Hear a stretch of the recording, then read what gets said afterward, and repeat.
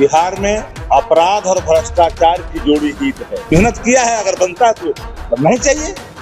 हम लोग क्यों रोकेंगे किसी को बनने से?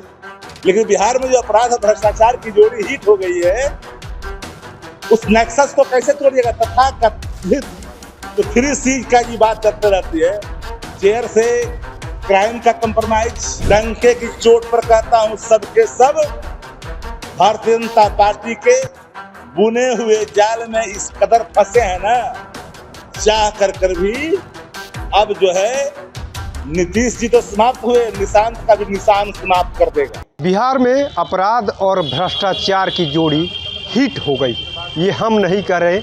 आरजेडी के मुख्य प्रवक्ता शक्ति यादव ने बाकायदा प्रेस कॉन्फ्रेंस करके सत्ता पक्ष पर सीधे तौर पर निशाना साधा। साथ ही साथ उन्होंने ये भी कहा कि एक डीएसपी है जो 4-5 जिलों में ही नौकरी काट लिए। एक बड़े मंत्री से 60 काट है। इस वक्त नीतीश कुमार नहीं है। नीतीश कुमार को हम भीष्म पितामह भी नहीं कर सकते भ्रष्टाचार के, क्योंकि अब तो बीजेपी के लोग हैं। बीजेपी के लोगों ने विमान मंगा दिया, दिल्ली जा रहे। सुनवाते हैं आपको शक्ति यादव ने किस तरीके से अपराध और भ्रष्टाचार को लेकर के सीधे तौर पर बीजेपी और सत्ताधारी दल पर निशाना साधा है। के महत्वपूर्ण इस प्रेस वार्ता में सभी जो पत्रकार साथी यहाँ मौजूद है, सबको मैं दिल की गहराइयों से सबसे पहले आप सभी लोगों का अभिनंदन करते हैं। वर्तमान राजनीतिक परिस्थितियां हैं, जो सामयिक स्थिति है, इससे लगभग सब लोग आप लोग रूबरू हैं, अवगत हैं। बिहार में अपराध और भ्रष्टाचार की जोड़ी हिट है। बिहार में अपराध और भ्रष्टाचार की जोड़ी हिट है और उसके कई उदाहरण हैं। एक पुलिस मुख्यालय अपराध अनुसंधान आर्थिक अपराध विभाग ने एक अधिसूचना जारी की, एक लेटर जारी की कि जो गौतम कुमार हैं वो सुपुत्र हैं परमेश्वर रजक जी के, स्वर्गीय हैं और वो डीएसपी हैं। उनके संदर्भ में एक पत्र निकला। वो पत्र निकला था 31/3/2026 को। इनके खिलाफ प्रथम दृष्टया में जो साक्ष्य आए हैं, आय से अधिक संपत्ति के, वो 67% अधिक संपत्ति के साक्ष्य माना गया था। तो तत्काल प्रभाव से उनको निलंबित करते हुए पुलिस मुख्यालय में योगदान करने के लिए कहा गया। आपको जान करके हैरानी होगी, हालांकि मेरे पास पुख्ते सबूत नहीं है, ये लेटर 31 तारीख के है, पुलिस विभाग का ही है, पुलिस मुख्यालय का है। दूसरा लेटर में यह आया कि श्री गौतम कुमार अनुमंडल पदाधिकारी, यह जो निकाला गया 1/4 को, गौतम कुमार अनुमंडल पुलिस पदाधिकारी वन किशनगंज को प्रशासनिक दृष्टिकोण से बिहार पुलिस मुख्यालय पटना को क्लोज किया जाता है। गौतम कुमार का ना पुष्टि फलना, ये तो लेटर निकल गया। लेकिन जो हम लोग को सूचना प्राप्त है और मीडिया बंधु भी लगभग अवगत हैं कि उन रसूख होने के कारण वो गौतम कुमार सिर्फ 4-5 ही जिले में अपनी जिंदगी नौकरी की काट ली।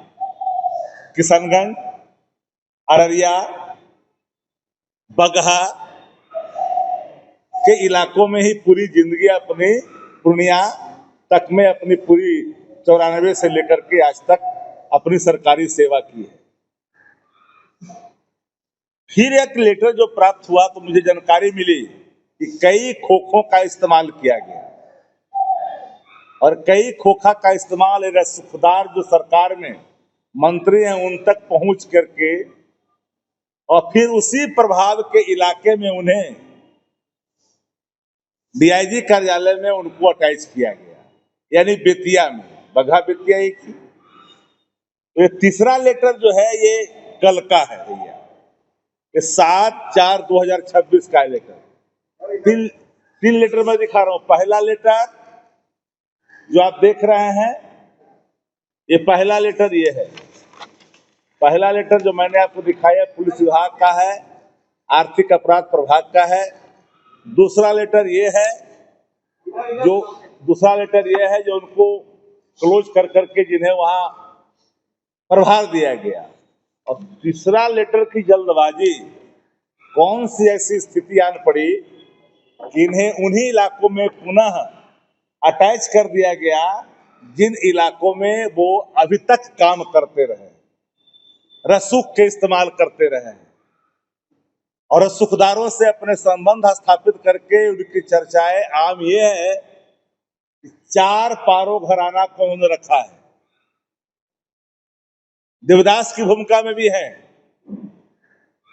डीएसपी के साथ साथ देवदास की भूमिका में है, चाहे वो नेपाल हो, चाहे वो दार्जिलिंग हो, चाहे वो गुवाहाटी हो या ये किशनगंज हो, उस भूमिका में वो है। ये चर्चा सरेआम है।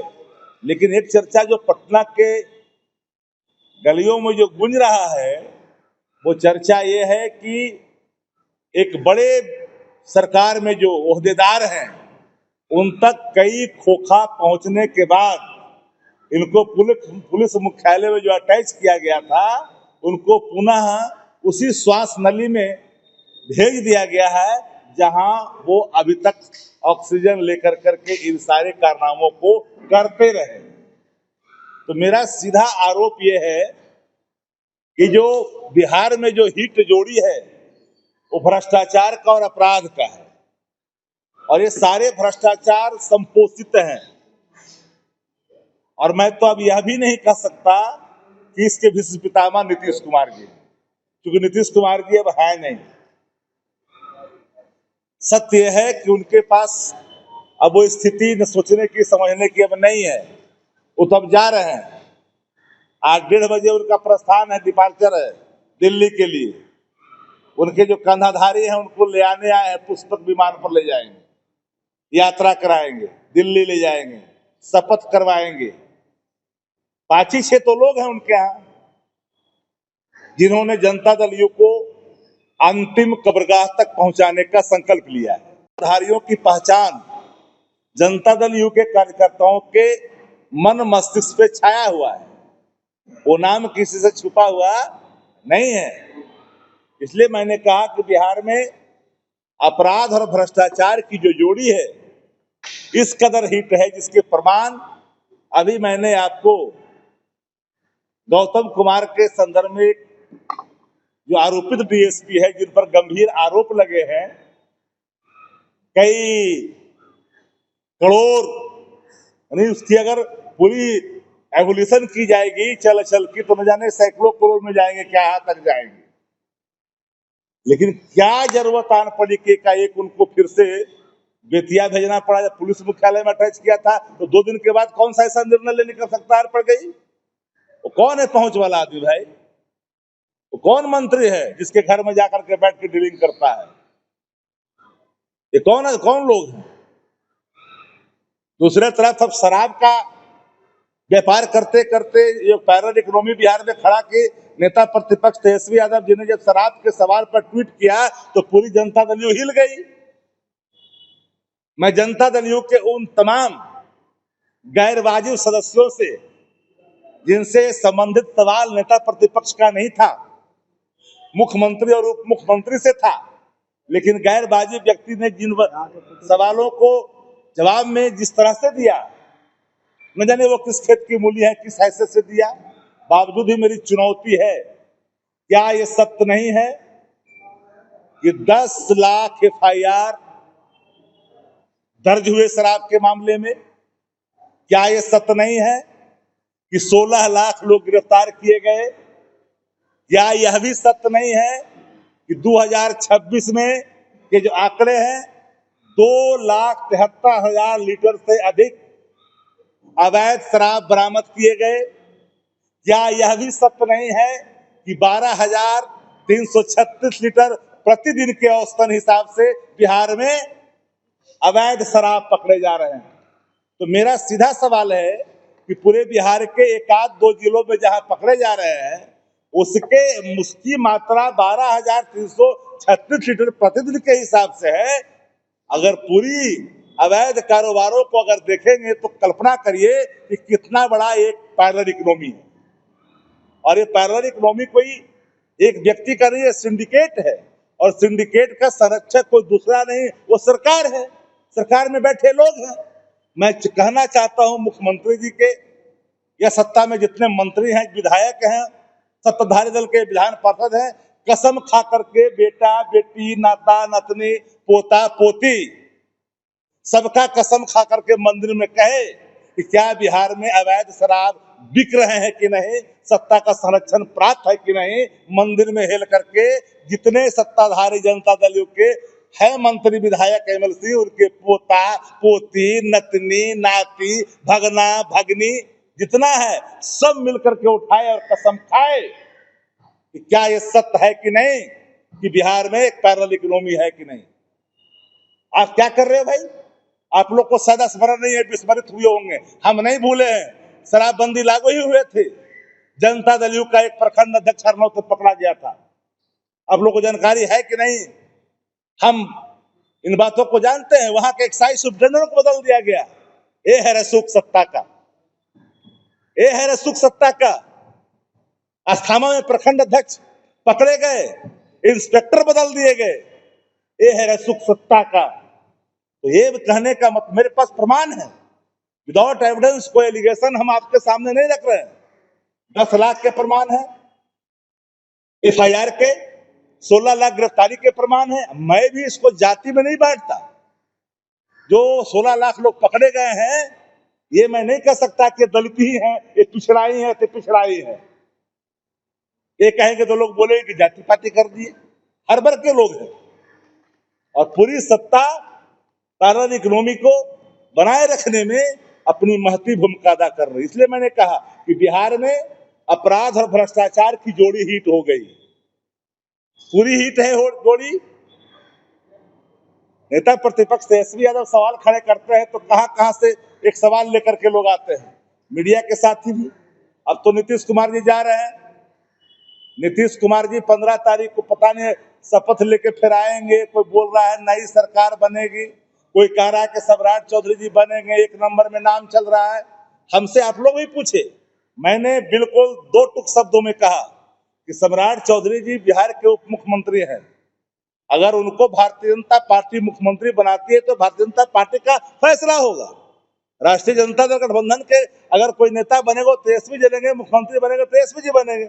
लेकिन अगर सम्राट चौधरी जी बनते हैं तो भारतीय जनता पार्टी का फैसला होगा।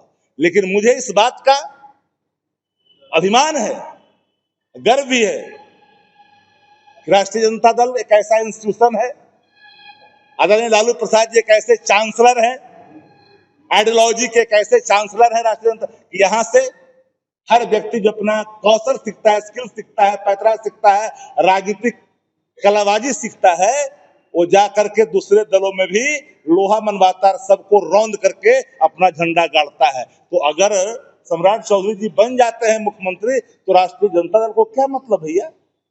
वो तो भाजपा का फैसला होगा। ए बनाए, बी बनाए, सी बनाए, डी बनाए, जिसे बनाना है बनाए। मेहनत किया है, अगर बनता है तो बनना ही चाहिए। हम लोग क्यों रोकेंगे किसी को बनने से? लेकिन बिहार में जो अपराध और भ्रष्टाचार की जोड़ी हिट हो गई है, उस नेक्सस को कैसे तोड़िएगा? तथाकथित तो 3C का जी बात चलते रहती है, चेयर से क्राइम का कंप्रोमाइज, चेयर से कम्युनिज्म का कंप्रोमाइज, सब तो कंप्रोमाइज है। करप्शन का कंप्रोमाइज है, करप्शन का चेयर से कंप्रोमाइज, क्राइम का चेयर से कंप्रोमाइज। यही 2-3 सी इनका है सरकार में। अब नीतीश जी जा रहे हैं तो उनको हम लोग यही ना कहेंगे, जो लोग कह रहे हैं उनको जरा सोच लीजिएगा। नीतीश जी को लेके जा रहे हैं, फिर लौट के आएंगे, फिर जाएंगे। अब उनके बस में कुछ नहीं है। मैं डंके की चोट पर कहता हूं, सबके सब भारतीय जनता पार्टी के बुने हुए जाल में इस कदर फंसे हैं ना, चाह कर भी अब जो है नीतीश जी तो समाप्त हुए, निशांत का भी निशान समाप्त कर देगा। जिनके कंधों पे जिम्मेदारी कर्जकारी व्यवस्था लागू करने की है, उन्होंने लागू कर दी। जो भारत सरकार में मंत्री है, उन्होंने जो वचन दिया है भाजपा को, उन्होंने पूरा कर दिया। तो यहाँ बैठ करके घड़ियाली आंसू बना रहा है, ऐसे ऐसे जो रो रहा है, रोना है, अभिनय को रोना कहते हैं। यह भी मैंने देखा कई दिनों से, ऐसे करके रो रहा है, ऐसे दिखा रहा है। काहे के दिखा रहा है कि पीपुल में जो जनता दलियों के समर्थक हैं, उनके अंदर एक आक्रोश है, उसको उससे बचने के लिए। इसलिए अब कोई सवाल आपके हैं, जो हमने भ्रष्टाचार और अपराध दोनों के, पटना में गोली चल रहा है, हर जिले में गोलियां चल रही है, अब तो मंत्री के समधी पर भी गोली चल रहा है। यह बताने की जरूरत है क्या? प्रमाण आपके पास है कि नहीं है? प्रमाण है कि नहीं है? है प्रमाण? इसलिए और कोई अगर सवाल है जो लगता है तो आप पूछ सकते हैं। गौतम कुमार का सिर्फ ज्वाइनिंग का सवाल नहीं है, ज्वाइनिंग नहीं है, इनको अटैच किया गया है डीआईजी कार्यालय में। जब पुलिस मुख्यालय में इन्हें अटैच किया गया था, तो कौन सी ऐसी जरूरत एकाएक आन पड़ी कि जिन इलाकों में वो रह कर करके सारे उन्होंने स्थितियां उत्पन्न की और एक अकूत भंडारण की व्यवस्था की अवैध रूप से, फिर उन्हीं इलाकों में पुनः अटैच करने की क्या जरूरत थी 3 दिन के अंदर में? तो कई खोखों का इस्तेमाल हुआ इसमें। नहीं, कई खोखा का इस्तेमाल हुआ है। मैं कुछ खुल करके नहीं बोलना चाहता, जो लोग हैं समझ जाते हैं। कई खोखों का इस्तेमाल हुआ है। रात में 12-1 बजे रात में 6 तारीख को ये सारे डील हुए। पुलिस मुख्यालय में अच्छे अच्छे अधिकारी हैं, इसमें पॉलिटिकल हैंडल होना शुरू हो गया। पुलिस अधिकारी को अगर हैंडल करने के लिए छोड़ दिया जाए, तो कई लोग हैं मुख्यालय में जिनको मैं व्यक्तिगत तौर पर जानता हूं, जो डीजी रैंक में, एडीजी रैंक में है, तो न्यायप्रिय लोग हैं, एक्शन ले सकते हैं, कड़ा एक्शन ले सकते हैं। लेकिन क्योंकि पॉलिटिकल हैंडल हो रहा है अभी, और पॉलिटिकल हैंडल के कारण, रसूख के कारण वो चीजें बदल जाती है। और कोई सवाल तो पूछिए, बाकी तो पूछिए।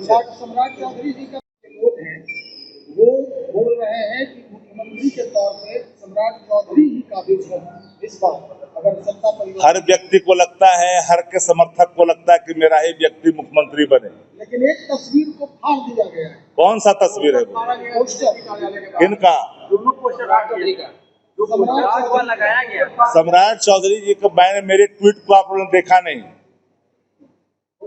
जनता दलियों दोहरे राजनीति का चेहरा दिखाना चाहती है। वो चाहती है कि मैं पीपुल परसेप्शन ये बनाऊं कि मैं सम्राट चौधरी को चाहता हूं, और दिल्ली में भारतीय जनता पार्टी के शीर्ष नेतृत्व को मैसेज भिजवा दिया गया है, कम्युनिकेट करवा दिया गया है कि ये मंजूर मुझे नहीं है। जनता दलियों के कुछ जो सी ग्रेड के लीडर हैं, जिन लोगों ने नया कोरा जो रॉ मटेरियल ला कर करके इनको मूर्ति बना कर रखा है, राजनीति कोई उड़वा गुड़िया का खेल नहीं है। ये आए और चले गए, अब प्रस्थापित हो गए। पहचान होती है, जनमानस इन चीजों को तय करती है। ला करके खड़ा कर दिए, मान लिया ठीक है, परिवारवाद को चिवा गए, अपनी आइडियोलॉजी को खुद चिवा गए। हमको कोई किसी प्रकार का राग द्वेष नहीं। मैं तो इस बात का पक्षकार हूं कि किसी का बेटा, किसी का बेटी, कोई भी हो, अगर राजनीति में आता है, वो सेवा करता है, जनता उसको आशीर्वाद देती है, कोई परिवारवाद नहीं है। लेकिन जो लोग ये झूठा स्वांग रचते थे, उनके चेहरे बेनकाब भले ही हुए हैं। जब तक काम करता रहा तब तक तो ठीक था। अब तो काम ही नहीं कर रहा, एंटीना ही काम नहीं कर रहा है, टावर ही काम नहीं कर रहा है। नहीं, सवाल है कि भारतीय जनता पार्टी के प्रदेश कार्यालय के बाहर सुबह में पोस्टर लगाया जाता है, सम्राट चौधरी मुख्यमंत्री बने इसकी मांग की जाती है, और फिर कुछ देर बाद दोनों पोस्टर को फाड़ दिया जाता है। भाजपा कार्यालय के अंदर 2 गुटें चल रही है। एक वो लोग हैं जो चाहते हैं कि आयाती को आयाती ही रहने दिया जाए। वो कदापि आयाती को मुख्यमंत्री के तौर पर नहीं देखना चाहते। जो मूल उनके पेरेंट संगठन है आरएसएस, उससे जो संबंधित लोग हैं, उनको मुख्यमंत्री के रूप में चाहते हैं। लेकिन चूंकि संघर्ष किया, इतनी गालियां पड़ी लालू जी को, अवार्ड तो मिलना चाहिए। इतना गाली देने के बाद भी अगर भाजपा अवार्ड नहीं देगी, क्योंकि वहां गाली देने की संस्कृति को बढ़ावा दिया जाता है। जितने इस देश में गरिहंड प्रवृत्ति के नेता हैं वो उन स्थानों पर काबिज हैं जो बड़े पद हैं, चाहे वो असम से लेकर के बिहार तक की बात कहिएगा तो कोई अलग नहीं पड़ेगा, समानता में दिखेगी। तो सब डिक्शनरी में है, जिनके शब्दकोश डिक्शनरी से खोजने पर नहीं मिल पाते हैं। जेडीयू में नीरज जी इकलौते ऐसे नेता हैं जो किसान समाज के लिए लड़ाई लड़ रहे हैं। नीरज कुमार पार्टी के प्रवक्ता है, पार्टी के प्रवक्ता पर क्या बोल रहा है? पार्टी के संरक्षण में अपना काम कर रहे हैं। उनको लग रहा है कि चुनाव बगल में है, वो नहीं उतना करेगा तो उस समर्थक से वोटवा देगा, लगेगा कि उसके साथ ही भी घुस गया तो काहे करेंगे सब काम। लेकिन तेज प्रताप यादव जी अपने छोटे भाई को नसीहत दे रहे हैं, केरला में जो बयान दिए जो संबंधित सवाल नहीं हो, हम अपनी पार्टी से संबंधित। और सर आपको एक बात हमेशा याद रखिए, विपक्ष सत्ता का दर्पण होता है और दर्पण में जो चेहरा दिखता है उसके सत्ते पर कोई दाग नहीं लगता। जो दर्पण से चिढ़ता है उन सत्ता पर लगातार आरोप भी लगते हैं, दाग भी लगते हैं। तो संसदीय लोकतंत्र का यही खूबसूरती है। तो आपने सुना किस तरीके से आरजेडी के मुख्य प्रवक्ता शक्ति यादव ने साफ साफ भ्रष्टाचार और अपराध को लेकर के सत्ता पक्ष पर निशाना साधा। साफ साफ कहा, एक डीएसपी है, देवदास की भी भूमिका है, 67% आय से अधिक संपत्ति है, मंत्री जी के करीबी है, यहाँ तक कि 3 लेटर जारी हुए, लेकिन फिर घूम फिर करके वही चले गए जहाँ से आए हुए थे। यानी सत्ता की हनक है, सत्ता के लोगों से लगाव है, उनका कुछ नहीं हो पा रहा। और भ्रष्टाचार की जोड़ी तो बिहार में हिट हो गई, साफ साफ कह रहे। ऐसे में देखना होगा अपराध और भ्रष्टाचार को लेकर के जिस तरीके से विपक्ष गोलबंद होकर सत्ता पक्ष को घेरने में जुटा हुआ है, आने वाले समय में सरकार इसका किस तरीके से जवाब देती है। अपने सहयोगी गोलू के साथ कृपा शंकर, NBC 24 पटना।